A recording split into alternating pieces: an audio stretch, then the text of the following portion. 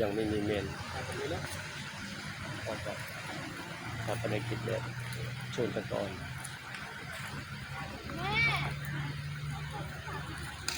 ซึ่งเป็นการทำภารกิจแบบธรรมชาติเพื่อที่จะสลายร่างคนที่ได้ล่วงลับไป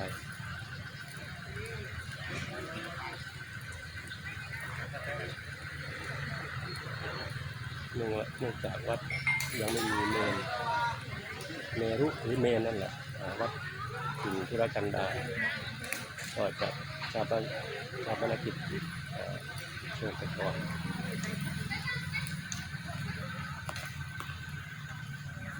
ที่เป็นวัดในชนบทจังหวัดสุรินทร์นะ